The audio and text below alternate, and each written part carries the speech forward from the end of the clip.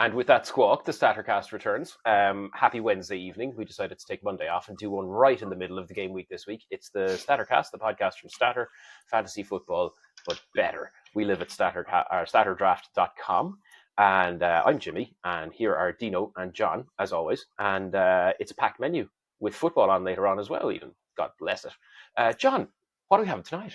Yeah, this game week is obviously mental. This is the part of the season where you can really win or lose your league, with match weeks coming up thick and fast midweek. I think a lot of people nearly forgot about last night's match, thinking that they all started tonight, so that's interesting. But what we want to look at is Chelsea. They're on for a very, very good season, but their discipline problems might derail them. Then you're looking at that middle pack of teams and the likes of Brighton, who could go third with a win tonight. And then you've also got the likes of Villa and Sunderland behind them, who can also go to third with wins tonight. And then obviously we want to look at the mini league at the bottom, the 5 teams that look already a little cut adrift. 5 points already separating 15th to 16th in the league, and only 1 point separating the relegated team. So I think we're going to look a little bit at that relegation battle coming into Christmas. We're going to look at Brighton in that middle stack and Chelsea in general. And I think let's start with Chelsea, because that's 7 red cards this season now. I think it's 7 in all competitions, including Maresca. It's 4 in the Premier League. If you want the rundown, right, and what it actually does to them, because last night, Sunday night, what is time in December? I have no idea. 10-man Chelsea held Arsenal to a draw at Stamford Bridge. Is it still called Stamford Bridge? It's still called Stamford Bridge, isn't it? Okay, cool. And 1-1. What a match. What great match to watch. Very impressed with Chelsea holding off that Arsenal team, but I think it kind of, can Arsenal actually run at 10 men, or are they relying entirely on set pieces? Is there over-reliance there? Were they found out? I don't know. I don't really understand football. So I had a look at which weeks these reds have been happening. Week 5, you've got a straight red for Bob Sanchez. Idiotic. Week 6, straight red for Chalaba. Idiotic. Malagusto with a second yellow in week 8. So that's 3 in 5 games. And then a straight red the other night for Caicedo. And honestly, lads, you couldn't not send him off. Straight leg, down on the instep, and he tackles for a living. So it was absolute nonsense. But here's the weird part. It doesn't always lead to defeat. They lost in week 5 and 6 when they were playing against United and Brighton, who are 2 teams who you could say are good on their day. Brighton more so lately, United increasingly so. They're good on their day. They're not necessarily lethal like a City or a Liverpool or an Arsenal traditionally are. They still beat Forest in week 8, down a man, although they were 2-0 up at the time and it finished 3-0. And the siege draw that they held at home to Arsenal. So it's not killing them, but there is a picture drawing itself here. And the fact that the manager's been sent off as well says to me that nobody is in charge. Yeah, look, I kind of discussed this before, and I've said before that because of the makeup of the team, if you look at the squad, you look at the players, there's a lot of young, high potential, maybe slightly arrogant style players, and fine, whatever, that's not a criticism of them or whatever. But if you look around the dressing room, you've got your Garnachos, you've got your Cucureas, you've got a Malo Gusto, you've got little pricky bastards around the room, and that's good when you're in a battle. That's a great trait to have when you're in the wars. You want a couple of little pricks in your team, fellas who are going to get under other lads' skin, fellas who can also take a game by the scruff and they can do something. But the flip side of that is they're also the fellas that can lose the temper. And I think when the manager is also the type that when decisions go against them, he's very vocal, he's very dramatic, that feeds to the pitch as well. And I think when you've got a manager who's as emotional and erratic at times as Maresca, that feeds onto the pitch, which leads to rash decisions. And I think that's not going to change underneath him. I think that's just the makeup of this Chelsea team. Yeah, I think as well, Caicedo, Caicedo could have easily had 3 or 4 yellow cards before that red card. So, I mean, it seemed like he was kind of destined to get sent off in that game. But like you were saying, with Maresca's temper as well in the background, you got to wonder kind of what's going on in the training ground. Does he kind of encourage his defenders to go in hard, and they're just not able to really control themselves in the heat of the moment? Like Caicedo, we all see Caicedo, he's a lot of energy, really like him as a player. He was 120 million from Brighton or something like that. Yeah. He's an absolutely quality player, but him along with the rest of the players just need to control themselves better. This amount of red cards this early in the season, it surely hasn't been seen before ever. In the Premier Not League that end of anyway. the table. Yeah, You'll get it out of promotion teams 10, 20 years ago. You'll get like ankle biters whose only job is to put people down. But no, teams. you don't see the top of the league. But These here's are the all weird red part, cards of right? petulance more so than aggression, if you get me. The numbers agree with you. Because here's the thing about Chelsea on defensive stuff, right? And this one is really, really weird. Because, obviously, and first of all, obviously both of you have experience dealing with irrational and emotional management, but we won't get into that. Chelsea are at the bottom half of the table for tackles won this year, which is strange because their defense isn't that bad by any means. But for actual tackles not attempted but won, they're very, very low. But they're very, very high for aerials won. Like they're third in the league for aerials won by volume, right? So this says to me we've got a lot of big, strong lads who might be lacking a little bit in the clinical skill. Dino, you said that Caicedo could have had a yellow a few times. One of Caicedo's skills is knowing how to use a tactical foul, how to take a tactical yellow card. It comes with being a DM. He's small, but he is a bit of a bruiser himself. He knows how to get stuck in there. But I think what's happening here is that there is some sort of skill gap in Chelsea's tackling that's causing more trouble and less success for them. And that's manifesting as a discipline idea or a discipline issue. In terms of how much it's costing them, I mean, they beat Liverpool at home. Not that that's very hard this winter. They lost to Sunderland at home. Can you really be calling yourselves title contenders if you're not beating other teams that are kind of in or around the top 5? Well, 6 points off top, and their form is a loss, 3 wins, and a draw with Leeds tonight. So a win tonight puts them, 3 points behind. Like, Doable. You know what I mean? At the end of the day, there is something to be said about, like, when you look at a lot of the metrics, they're around third for most of them, and that's kind of where they are in the table. Yeah, I still think they're lacking a bit of experience if they want to really challenge for something. But I also think these red cards in time, like a draw here in a game you could have won, picking up, those points out later on in the season. I think they're going to be okay for top 4. But even like when we're going to look at this from obviously our perspective as picking teams and picking players in our fantasy game, and like the problem here is it's very hard at the moment to pick a Chelsea defender unless he's Reece James. I mean, Chalobah has 3 goals.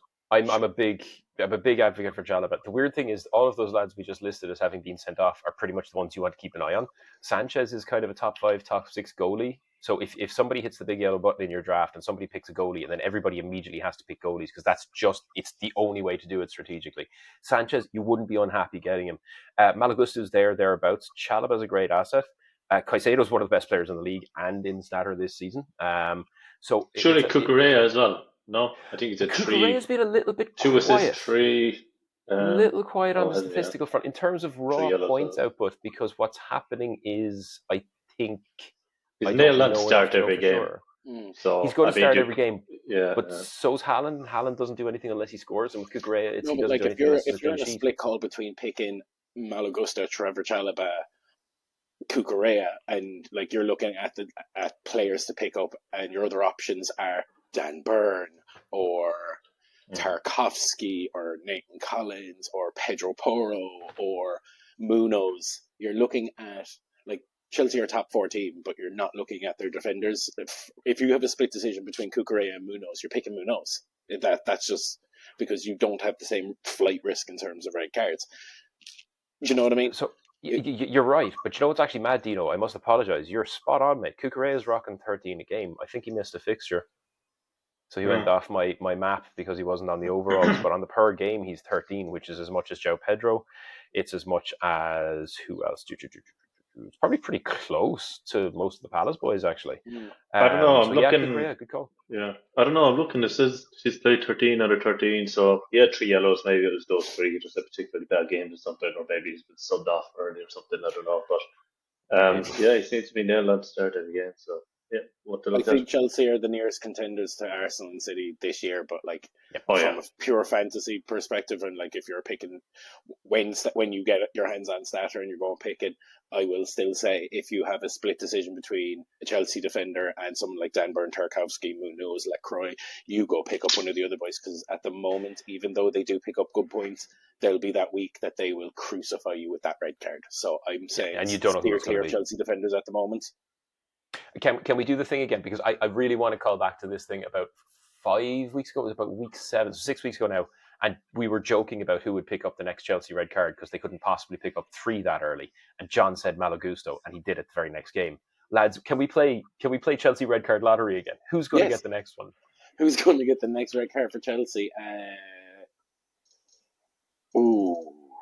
Is Enzo due a red? Is Delap due another red?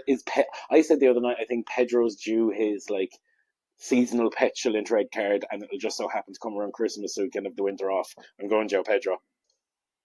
I think it's Enzo Fernandez. Enzo. At this point of the year, you go find the religious boys. I'm not joking. I know this is a wild take, but go find the religious boys because half of them will want Christmas off, so they'll get themselves. No, this happens. Watch this is a traditional thing that there's a fella who will get a red card, pick up the 5th yellow card of the season on the week before Christmas, because that way they don't have to go into train on Christmas Day. They get the day off. Absolutely brilliant. So have a check for the teams like super religious players, and if they're on 3 or 4 yellow cards, they're watch and see if they get a red card just in time for Christmas. So I'm going to go, if I'm picking Chelsea Lotto, I'm picking Joe Pedro. I just feel like there's a bit of that in there that he'll get his seasonal petulant red card for telling the referee to go fuck himself just the week before Christmas. Yeah. Dino, what do you reckon? Again, Cucurella 3 yellows so far. I think that he's probably due a hard tackle or maybe even a second yellow in a game. So we will check back in. It's going to happen tonight, isn't it? It is. Do you know what? We can check back in on this. Jay, you can put out the results of the red card lotto on Saturday morning on your broadcast over on the Tiki Talkies, because John does Saturday mornings, and you should tune in because they're class. It's a lovely little community you're building over there. Sorry, I got waylaid as I tend to. Right. So that's Chelsea. So that's Chelsea. Jimmy, I know you're in a really happy place at the moment, but I'm going to just look at the table, right? So after the immaculate Chelsea, we've got Villa on 24, we've got Brighton on 22, Sunderland 22, Man United on 21, Liverpool, Everton 21, Palace 20, and then you've got Spurs, Brentford, Newcastle, Bournemouth on 19. All of those teams have the opportunity to go 6th to 3rd with their in the next 3 hours. It's absolutely nuts how swirly and swarmy that morass of teams is. And you're in a happy place, so talk to me. I am, and we've been on for 13 weeks this year, and I'm always whining that we don't talk Brighton, and I want to be really, really measured about this. Because you picked an awful fucking week to talk about it. Because I picked an awful fucking week. I'm scared shitless of Villa. No, it's really about not losing our shit, right? The form is excellent right now, but it's wins against Leeds, Forest, and Brentford, but we're not talking the creme de la creme there, a draw with Palace and a loss at Old Trafford, right? Bottom 3rd for goals conceded, as in 3rd fewest, right? Top 3rd for goals scored with 21, right? No big discrepancies between home form and away. Highest reliance on long shots in the league. Their stats are nuts. I cannot read the style of play from the numbers.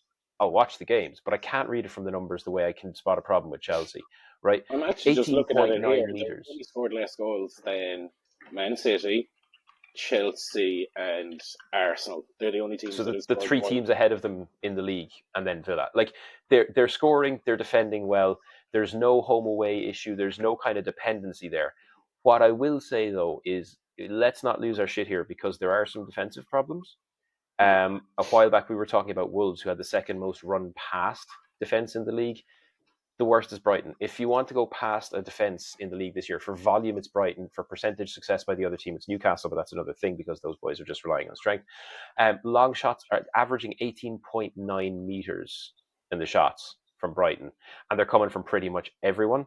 High volume on passing, high completion on passing, high end in terms of long passing as well as long shots, and very high for tackles in the opposing team's 3rd. So they're fucking going for it, right? That's the only way I can describe it. But the defense, I'm still a little bit worried about. 2nd highest yellow cards as well for the season. So we're not tackling clean. Lots of tackles, but not tackling clean or clever. And that says to me that's young defenders. I think you've had a lot of change in the midfield and at the back. I don't know. I think Dean, you'll probably agree with me here. Brighton are a very weird team. When you look at for the last few years, you probably look at their team and say there's a stand-up guy you want to purchase. I don't think they have that right now. I know a lot of people talk about Baleba this summer, but like he's been subbed off half time most of the games. Stop it, John. what? Did someone order a Brighton superstar returning tonight? Who? Bow down. Put respect Mitoma's on the back. name. Mitoma's back, bitches. It's Champions League time. Yeah. Yeah, Mitoma's back. He's due back for the Villa game. He was in training over the week, so he's on the way back. One thing to watch there, obviously Mitoma is worth grabbing always, as long as he's fit. But it does present a risk if you've got a player. It's important in draft to know when it's time to offload a player, because you can trade someone who looks good but that's about to go downhill. You know, kids, sell high, buy low. Gomez. Diego Gomez is not going to see as much attacking action with Mitoma back. There won't be as much going through him. So now is the time, if you want to foist one off on your mates who's probably going to go down in value, that's the one to show off and sell for something better right now. There's no major outliers outside Mitoma, right? Minty's tipping 14 points per game. Ayari, Vifer, 13 each. Best player of the year for Brighton, Van Hecke. I don't think that's really up for dispute. He's been in our top 11 of the week twice in the last 5 weeks. Welle's down there a little bit because he does have a tendency to get off before 70 minutes. And if it's not one of his scoring weeks, he's not doing a whole pile else. He's a leader rather than a tactical man at this point. And a great leader. A great leader. 7 goals this year, absolute legend. But we were saying that 3 weeks ago as well. He's very streaky. The thing about it is, though, right, and I say let's not lose our shit here about Brighton, much as I would love to see them like locking into a Champions League place, right? This month they are either going to have the best season we've ever had or get massively found out because of who the fixtures are, right? Next up is Villa in about 5 minutes, right? Then West Ham, grand. Liverpool, Sunderland, Arsenal. Now, I know the Sunderland collapse may be well and truly on by then, and Liverpool might be back by then, and Arsenal will probably not have Arsenal lit up by then. But that's 3 teams who have consistently been in the top 5, right? If a team like Brighton wants to get to the point where they're nipping at the heels, 8th, 7th, 6th, Champions League, Europa consistently, they have to be able to beat the big teams. And we have not seen them really beat big teams this year. They can either like win 1, lose 4, or they can get 2 wins, a loss and a draw, and 2 wins, loss and a draw is not bad form out of that. Yeah, I mean, the way I'm breaking it up is I'm looking at those last 3 when the rotation is heavy and the injuries are in and the cold is in and people are distracted. It's Liverpool, Sunderland, Arsenal, right? If they want to stay in this top 5 position, they need to win 2 of those games. Whatever about Villa and West Ham, right? By the end of December, Brighton will either be solidifying a top 6, 7 place, or they will be walloped back down the table. Absolutely walloped back down. Because there's, like you said earlier on, 1 win for any of 6 teams and they go ahead of you. Yeah. This is the danger zone. And I didn't even mention Man City and Chelsea yet. You know what I mean? Although I do remember watching Chelsea Brighton at Dino's wedding, I believe. Oh no, yeah, wedding, stag wedding. Stag to stag. Stag. Yeah. There's a lot of football on the stag. Good game. But yeah, that's it with Brighton. Get Mitoma. And after that, it's the 3 boys, Ayari, Weaver, and Van Hecke. That's your assets. And watch not so much the next 2 games, but the 3 after that will tell the story of their year. So sell the assets ahead of those 3 games. Dino, talk to me though, because like if you're a non-Brighton fan, like do you reckon Brighton are on for a top 7-8 finish, or do you reckon the likes of Liverpool, Man United, Villa, Newcastle, whatever, pick up their shit? Because like they're all teams that can pass them by in the next 2 games. It's that tight. I was actually going to say, top 7-8 definitely, but I actually have the table in front of me here, and I mean, so does Liverpool. I mean, United that might not finish. I actually fancy Liverpool to finish in top 8 for United. But Sunderland would fall off. I think Aston Villa will probably finish top 7 or 8. Do you know what? It's not outside of the realms of possibility, but you've also got, teams like Everton that are in good form this season. If Mateta can start scoring for Crystal Palace, they can start putting a bit more points on the board.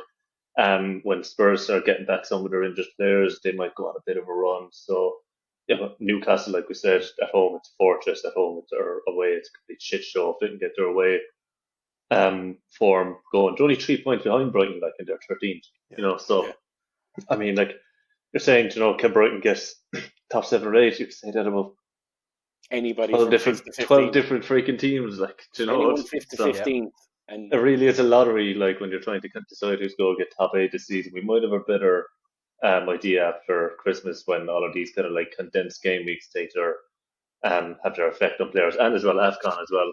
A lot of teams are going to start losing players to AFCON, so that will definitely help that's break up next week, what isn't it? this. They go away, or 2 weeks, 10th of December next week. Yeah, I think so. Yeah, What yeah. is this nonsense? Oh, no, Jimmy, not nonsense. AFCON, so Africa's Euros, essentially happens December, January every couple of years. So I thought it was just all January. of the African players are going to be gone from the 10th of December to about the 14th of January. Oh, I love it. I love the chaos.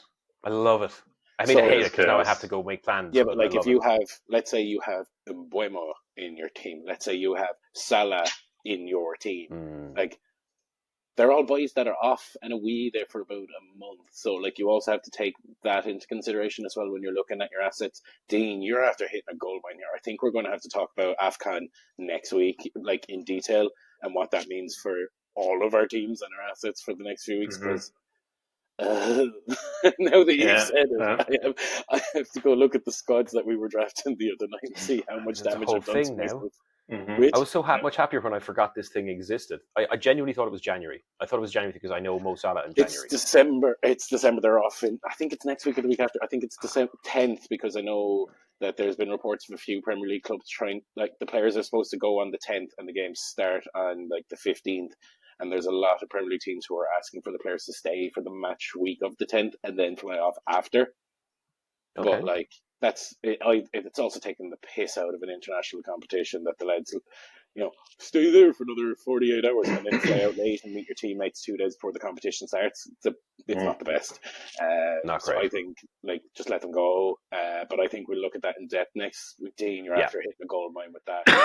I know I have assets that are going to screw me for the next month. But yeah, league table is 5th to 15th. 2 match weeks can change the whole makeup of that. And then it's interesting because kind of below that you've got and I think it's a nice way to segue because you've kind of got the top 3, the chasing pack, and then you've got Fulham floating in no man's land, not quite in the relegation fight, not quite in that pocket of teams racing for 4th. But they can go 6th in 2 weeks' time, and what a game last night against City. Sorry, I do have to just get a moment in to go, what the fuck was that as a game of football? I'm going to say something you will never, ever hear me say again. I really do feel for Fulham, and I was shouting for them last night. The absolute injustice of putting 4 goals past Man City, which I don't remember anybody else doing in the last 5 years. And losing. And losing. Yeah. And losing. Bizarre. It's ridiculous. But we said it in the second half. I don't know if we said it on the pod last week, but we definitely said it in the group chat. Stay away from City defenders at the moment. They're just leaking goals. They're not keeping clean sheets at all. Dodge Donnarumma like anything that you can. But yeah, City are just leaking goals at the moment. Stay the away only from one there that's like worth anything at the moment is Nico O'Reilly because he's picking up the random assists. Back, you'll get points out of Diaz. He's always there. He's always busy. Sorry, I just wanted to say the line, someone pick up Chukwueze. Wow, what a way to introduce yourself to fun. And again, it was a Fulham substitute that did the job. But anyway, that's just my little one. Yeah, that's another substitute who scored a brace of goals, keeping us at the top of the league of most goals or assists by a substitute in the last 2 years in the Premier League.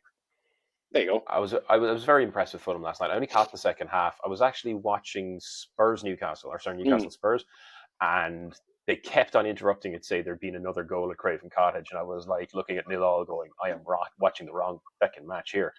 So I only caught like the bottom 40 minutes, but Fulham looked really, really good. They look better than I've seen them all season in an almost impossible position, which just speaks to real passion, real dedication, and genuinely playing with your heart.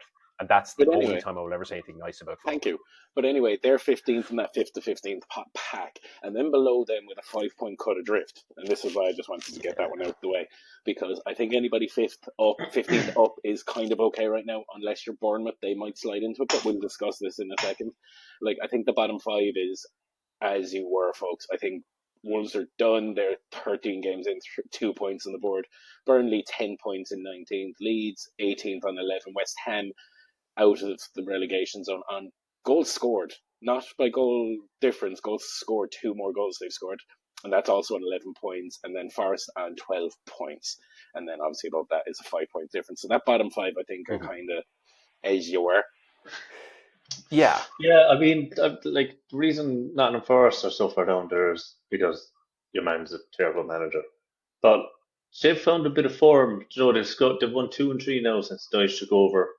You know, I would be surprised to see them get a good maybe 10 points above the relegation zone by the season end, like maybe even a bit more. I don't know. I think Dyche is kind of doing good things with them. They've hit a little bit of form. They lost their last game, but who are they playing against tonight? Like They have Wolves tonight, so they have a chance to put a few Wolves points on tonight. board That's there another tonight. 3 points. Like yeah, Wolves yeah, tonight, yeah. they beat So Liverpool. No, they didn't. Yeah, they did. They beat Liverpool 2 weeks ago. Nottingham yeah, they Forest did. recent form is last draw, double win loss. Below them, West Ham last double win draw loss with Manchester United tonight. Leeds are win 4 loss with Chelsea tonight. Burnley are win 4 loss with Palace tonight, and Wolves are 5 loss. Like the No, only other Wolves are team, like 12 loss. only other team in such bad form right now is in 14th, 19 points, which is Bournemouth with double loss, draw, double loss, and their next Semenyo has been off weekend also serious form. Chelsea. Yeah, you gotta start asking yourself now, like, do you keep Semenyo or do you get rid of him? You know, he just hasn't been on. He hasn't been putting goals into net past few days, and I think for me anyway, yesterday was the last straw. I've decided that I'm dropping him. He's just a liability. Um, It's a liability. now he'll probably end up netting goals now. Probably start netting goals. Well, As better soon to as I sell him drop him, before his but value drops because everybody else Yeah. is going to do the same thing. yeah, But yeah. now, again, I have to hasten to add, if you're playing a DC league and you've got a 7-man bench, this is exactly when you take the hit in the hope that the form gets better. You put Semenyo on your bench, hope he comes back. It's going to hurt for a while, but it's not going to hurt as much as dropping him. He scores and one of your mates picks him up before you realise what's happened. Now, So it's very they are situational 8 on game points mode. clear of the relegation zone right now, Bournemouth, but Yeah. I think they're the only team that looks likely to get dragged into this at the moment. Like, their form is piss poor, and Dean, as you said, it's probably time to start questioning your Bournemouth assets. But like, So, gentlemen, gentlemen. I'm just going to say I think the bottom three is done. I think Wolves, Burnley, and Leeds at the bottom three, and I think at this point in the season we're going to say that that's not going to change. I think you're going to have a bit of a little slugfest until the end of January between West Ham and Leeds, but then, yeah, no. So this time last year, I had a look at the table this time last year. And I told you I was looking at historical tables just for comparison purposes. This time last year, there was a team in the relegation zone that did not get relegated. Do you know who it was? That didn't get relegated. That didn't get relegated. So we know that Southampton, Ipswich, and Leicester went down. Yes. Wolves, surely. This day last year. Wolves? You know? Wolves? Correct, sir. Give that man an ice cream. Now, here's the crucial point and why they're in so much They've trouble. been flirting with relegation for years. I'm so happy about this, Dean, because I've been saying this since last year, that their little run of form was when everybody else was relegated and they had played with no pressure. They sold their 2 best players, and I said it in fucking summer, and Wolves fans online told me I was a prick and I was wrong, and I am honestly so fucking happy right now that they're getting their just desserts, because they've been flirting with this shit for 4 years now. Fuck off. Go down to the championship. Yeah, You're wasting everybody's time. The difference is this time last year they had 9 points and they were chasing 9, 11, 12 and 13. The 13 was Leicester, by the way. This time last year Leicester were 15th and they ended up going down. But they didn't have that gap you were talking about, Jay. That 5-point jump to Fulham is what really defines this group. I don't see how any team in this bottom 5 beats any team outside this bottom 5. Forest will pick up 3 points against Wolves and they'll still be behind Fulham and it will still be the same crowd chasing them in a couple of weeks' time. Now, Forest might pick up speed. West Ham, you would think, are the kind of club who are just a bit too big to fail. I do think the bottom 3 is the bottom 3. It depends how far Bournemouth slide. It depends how spectacular the Sunderland collapse is, if it comes. I hope it doesn't. But the big difference this time last year is that the 15th place team were on 13 and ended up going down, right? But there was only 4 points between the lot. Even the bottom place team, Southampton, who we were mocking relentlessly at the time, had 5 points. Yeah. Wolves were on 2. Damn. It's over for Wolves. They're done. Like, there's no coming back at this point. We've been saying it for a while, but that it's going to be a mathematical impossibility pretty soon. I'll be disappointed, but Leeds and Burnley, I think, are probably showing their colours right now. fuck Burnley, fuck Scott Parker. He's a terrible manager. He's honest to God, I hate him. He was a decent player. So easy to wind you up. he was a decent player. Like I actually quite enjoyed when he played for us. But as a manager, what a dick! And this is going to be his third relegation, and I don't even think it will be his third relegation. I think he'll get sacked. I think the sack is going to come for him come the new year. To be honest with you, I think that I can see two manager sackings on the horizon, and they're both they're at 18th and 19th. I think it's a shootout now between Fark and Parker as to who's next with their P45, and I think it's Fark because I think Leeds have a bit more about them to get out of the shit. Yeah, Leeds definitely showed a bit of a flash. They had, as my brother described it, a really good 10 minutes against City the other week. Now, admittedly, we're talking here about a City who have conceded 6 goals between Fulham and Leeds in 7 days.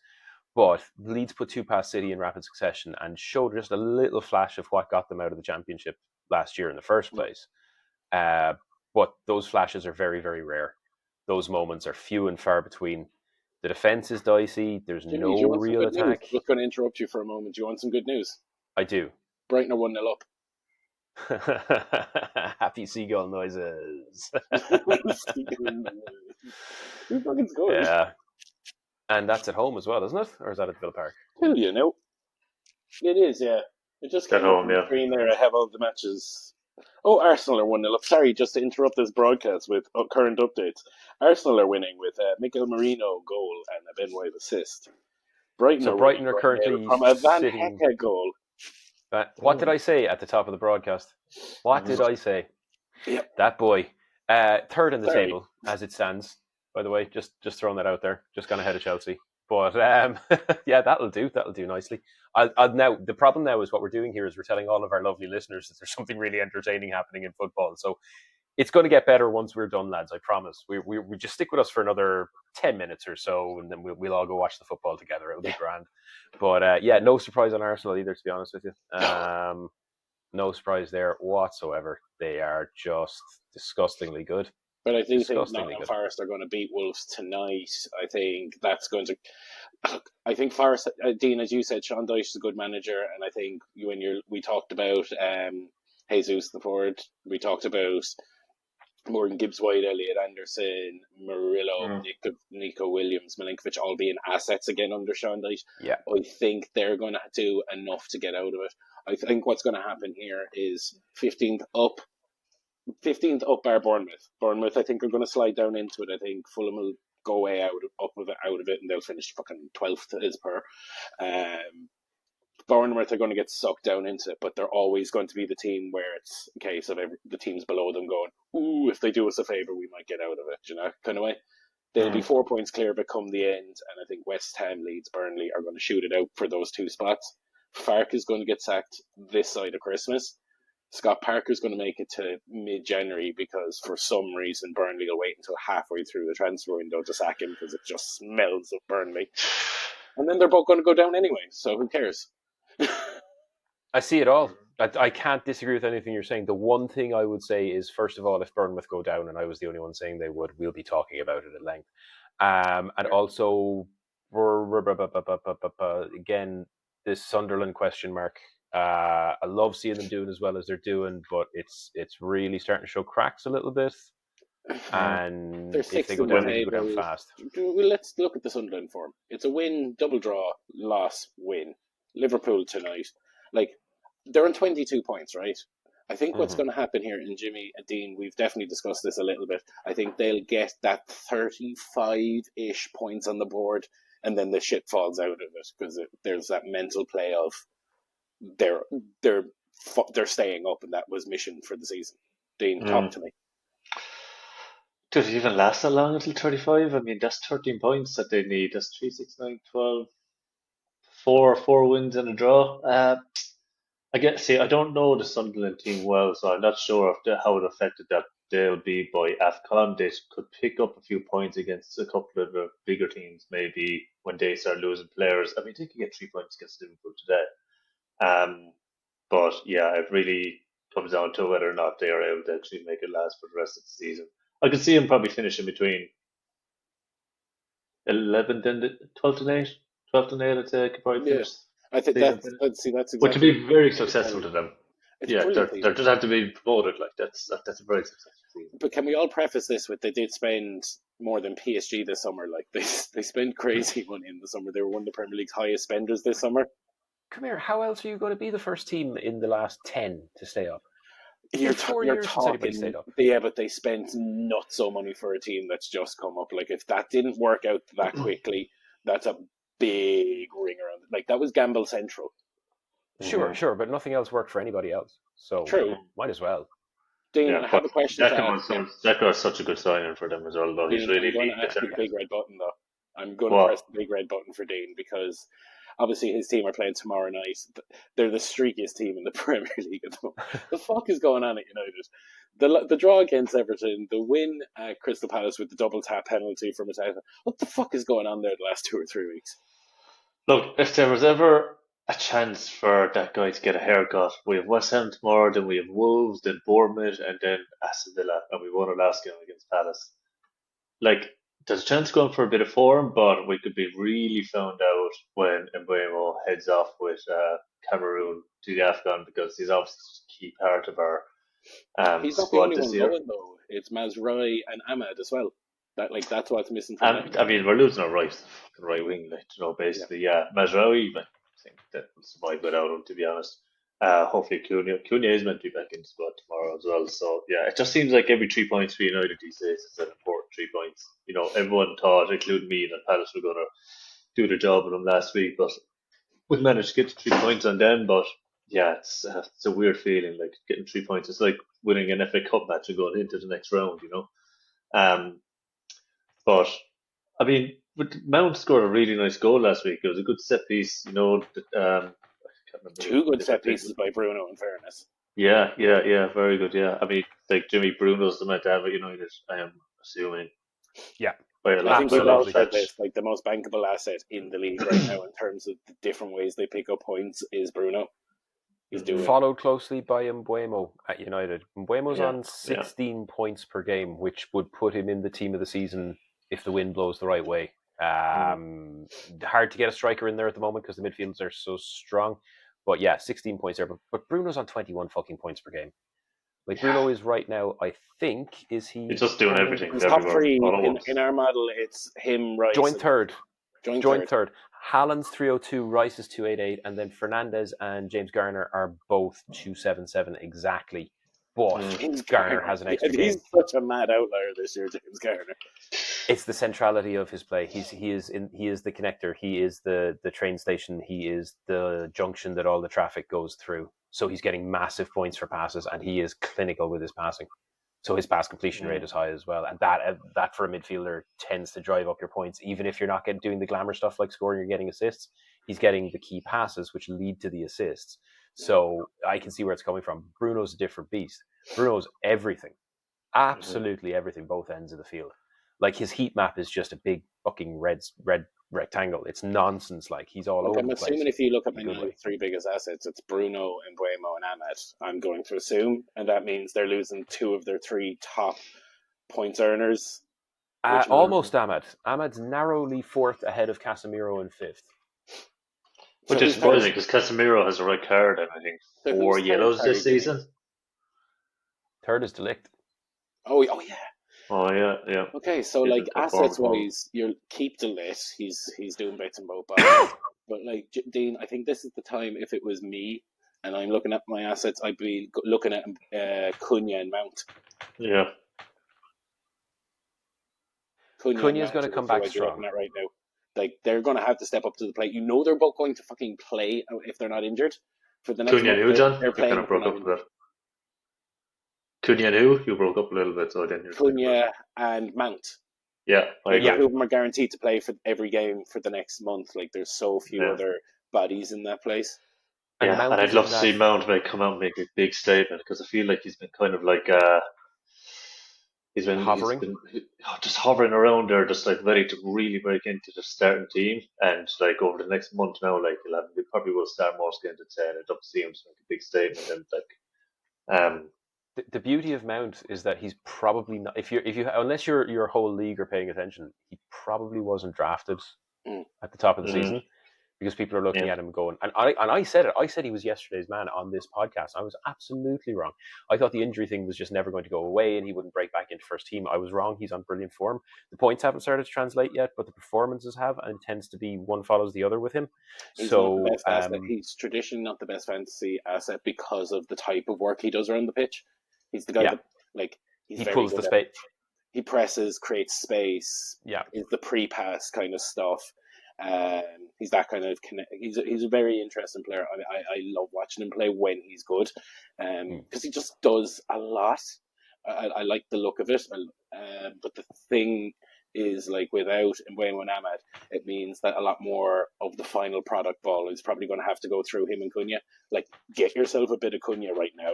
It would be my advice. And if Cunha's gone in your league, as Jimmy said, like, if the league aren't paying attention, probably look at Mount. Like, if there's anything coming out of that squad, there's a lot of this around the league. So I'm probably just going to generalize for a few minutes, because it's like you're going to look at, like, Liverpool, and there's a few little assets there. If you're going to look at Palace, there's a couple of obvious assets there.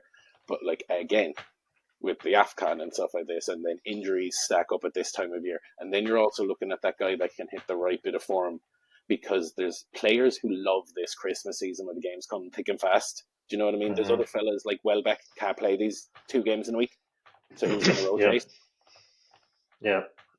Xerxes will be another player who's going to want to make a big statement. I think it's going to be very much like Xerxes versus Cunha over the next month to try and claim their spot up front. But I also read earlier on that Amram is kind of looking at getting rid of Xerxes, whether it's in January or and unfortunately, other players like Kobe Manu apparently to free up some funds. But hopefully, Kobe Manu is another player who also gets a bit of time now once a bit of room comes into the squad. But yeah, I don't know what it is. Amram just really isn't given minutes, and how's he meant to prove himself if he's not getting minutes? He's actually a player who could actually probably benefit from going out on loan. You know that if not for AFCON this season, I could see him not probably being sent out on loan. But we needed depth. We already are pretty. Do you not think this is one of these off-pitch things that he's not doing what the manager's asked him to do in training, and the other fellas are? Like, if he was, because he's good, everybody knows he's good. If he's not playing, is that because of, like, he was mates with Garnacho and Hoyland? Is he a little bit sad that his best buddies in the dressing room are gone? Like, there's other. I don't know. I don't get it. I don't know. From what I read, he's meant to be. Conor Gallagher's room to come in January for 30 million from a year ago. 30 million. Yeah. What happens to Kobe? Is he loan time? Is he going to get time? Is there something else going on in the background? I think loan about. Like he does seem like a quality talent. He just needs the minutes. I think we'd be so stupid to sell him. I think loan him out and let him get some minutes under his belt. Whether it's again, if it wasn't AFCON season, I just don't see. I think we would probably loan him out in January, but I don't. I think we'll go dependent on him a bit in January. But in summer, I think next year, just let him get some minutes under, like a decent team, and bring him back in and see what he's made of, and so give him a loan with an option to buy it, probably. That's probably what I go with. Maybe loan with an option to buy it for about 40 million, maybe. That's mental. What is he, 20? Yeah. Yeah. I think just given his age, like, and his potential, loan with an option to buy it for 40 million is what I would probably do. Oh, you do like what? I don't see why you don't give option to buy because you wouldn't want to sell him. But, like, I think Conor Gallagher coming in January would be a nice fucking filler in that midfield in terms of the other option alongside. That might be the type of player that allows Kobe Manu to play, because he's not he doesn't cover a lot. Like, watch Kobe Manu play, right? He's very close control. He's very futsal, get the ball, move the ball, press resistance. But you need a shuttler beside him if you're going to play a 2-man midfield that can cover the ground. And Conor Gallagher is very much in that mold. So one unlocks two. Like, this is the way kind of a system like Amram's works. It's like, if you're going to play Ahmad on one fullback, you probably need a more defensive fullback on the other side. So it does the thingy. When they go defensive, that guy drops because Ahmad can't do it.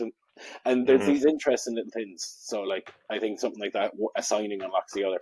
But, like, anyway, I want to we're nearly out of time, and there's a lot of football on tonight, because we have Arsenal, Brentford on tonight, we have Brighton, Aston Villa on tonight, we have Burnley, Palace on tonight, Wolves, Nottingham Forest on tonight, Leeds, Chelsea on tonight, and Liverpool, Sunderland all on tonight. Tomorrow you have Man United, West Ham, and that's Thursday night football, right? And then we go to Saturday. So we have one day off of football this week. And then we go into Villa, Arsenal, Bournemouth, Chelsea, Everton, Forest, Man City, Sunderland, Newcastle, Burnley, Spurs, Brentford, Leeds, Liverpool, Brighton, West Ham, Fulham, Palace, and Wolves, Man United. So that's Saturday through to Monday. And then they get 4 days off. Reminds me of COVID times when there was just football on every day for like 4 months. They paused the seasons in the early days. Fulham Palace strikes me as the one to watch there because that's two very attacking teams at the moment who have a bit of scoring momentum. If Mateta can get off his hole and remember that he's supposed to work for Palace as well as France, then that'd be cool. Fulham put 4 past City. Did we mention that? Did we cover that? We did, didn't we? Yeah. I think that's going to be the best game of football to watch out of the weekend fixtures. But we have, in 9 days, we have 7 days of football across 3 match weeks. That's how compressed this shit is at the minute. And that's why this is what I was saying at the top of the thing. I think that's a nice way to kind of round out. At the top, like, when you're picking your squads and stuff at the moment, like, you have to look, like, the amount of people who missed last night having won the couple of games and thought they were all on tonight, the amount of people who screwed up their lineups this week because of that. Like, if you're the guy that's paying attention, if you're the guy who's doing the bits, like, this is a really important tactical area of the season. Do you know what I mean? It's a really tactical area of the season. So I think 9 days, 7 games of football, 3 match weeks. Stay on top of your team. Stay on top of your injuries. And this is the time of year where people are busy. So if you have shrapnel to sell, go sending a shitty Christmas gift to one of the boys in your league. Like, and where, Jimmy, can people find out about all this? Do you mean like strategically making trade offers with someone who works in retail on a Saturday in December because you know he'll go yeah whatever before he reads it? Yeah, like that. Yeah. I remember. Where can people find out more about our custom point system, what we're talking about, the game we're building, what we reckon about all of this numbery stuff is over at StatrCast.com. It's STATR draft.com. That's draft as in picking players, not under the door. And also, we're on social media. And thankfully for all of you, it's mostly John on social media because I don't want to be listening to this all the time. But I might pop in on Saturday morning. John has a brilliant Saturday morning show where he just takes a look at the upcoming fixtures, and that is somewhere around breakfast roll time on a Saturday morning. So Saturday, like, we're building. I'm loving this like little adventure we're doing. So like it's like a Saturday morning now. We get on and we do like an hour, maybe an hour and a half, 90 minutes, you would say, of football chat. Just and it's really nice because what happens is like you get fans from different clubs and they'll come in and they're chatting about their teams they're at, and like we're talking obviously about fantasy, and then we're obviously talking about our app and how our app works and stuff with this. So there's a lovely group of people who are kind of figuring out how, I suppose, our way is a little different and seeing how much more data that we know. We're data football guys. We all have our like. I love our little thing. Like Jimmy's heavy data.